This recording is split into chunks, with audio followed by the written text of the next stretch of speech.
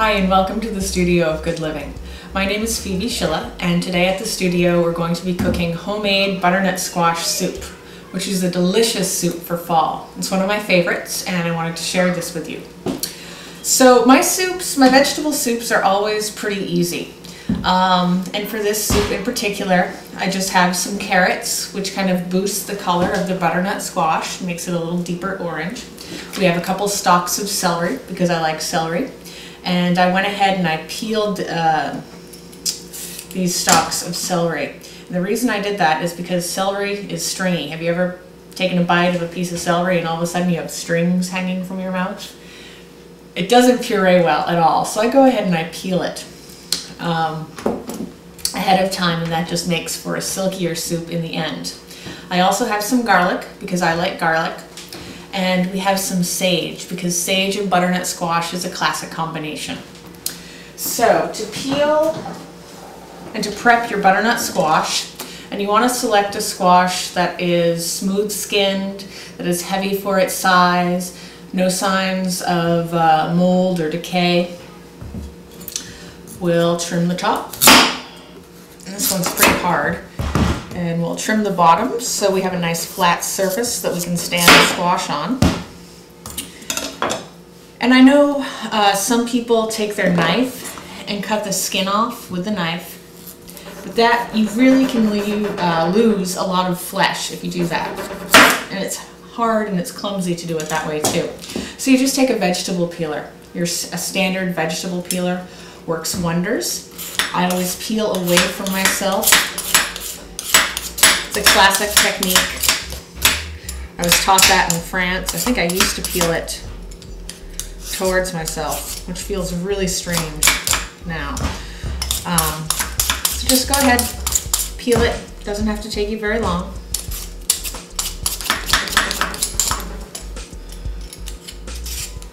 And at the end you can flip it over. Peel in a circle.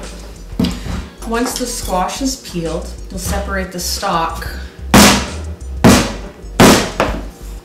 from the body. So this has a really short stalk, as you can see. Then I'll split the bottom bulb in half, and I'll scoop the seeds out with a spoon. And this can be pretty slippery, so you want to press the bulb into the cutting board or work surface to steady it. And then just go ahead and large dice the squash. And because we're pureeing it, it can be fairly large, uneven pieces. That's fine. So for this soup, you'll need 2 pounds of chopped peeled butternut squash, 4 small carrots, about half a cup of carrots sliced, 2 stalks of celery, 3 or 4 cloves of garlic, and a couple bunches of fresh sage. So we'll go ahead, we'll put the chopped squash in the soup pot with the garlic. And I'm just going to throw in 1 bunch of sage. I'm going to roughly slice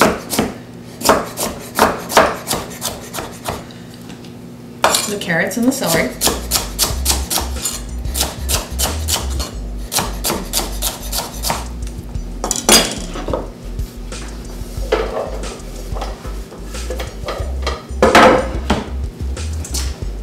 Pepper.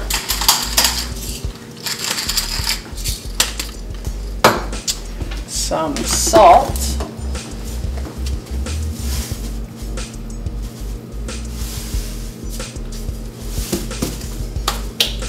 And stock or water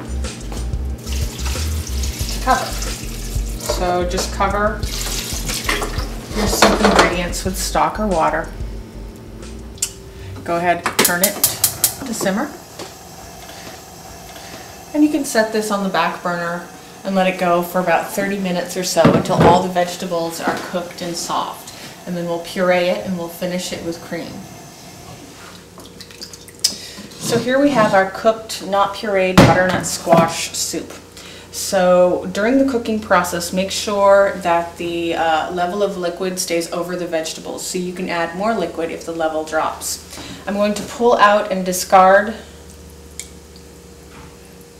the sage, since it's perfumed the soup. The soup broth, we don't really need it. And I'll just put the soup in the blender.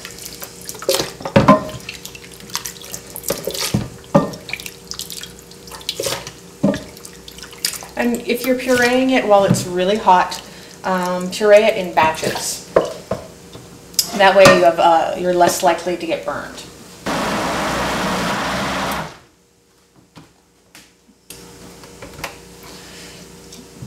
Go ahead and stir it around a little bit. Make sure that any big chunks that get stuck on top are forced down so they get pureed as well.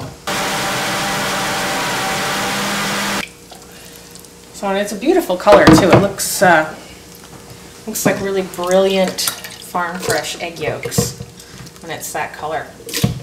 If you want to freeze this soup, I would go ahead and freeze it now before you add the cream to it. And then when you thaw it, you can just put it on the stove to thaw and add cream to finish it. So as you can see, it's a little thick, and the cream will take care of any thickness.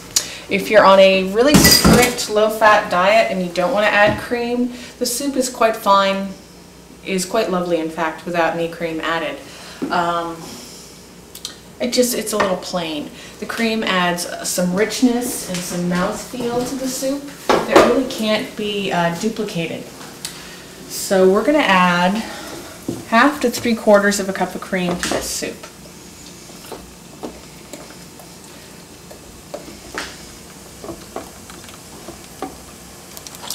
And let's go ahead and taste it for seasoning.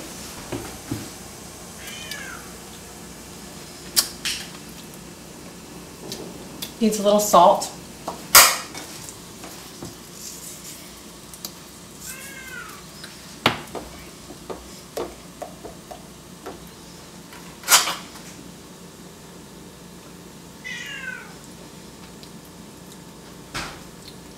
And that's really nice. Aside from the cream, it's a really super easy, low-fat, heart-healthy soup.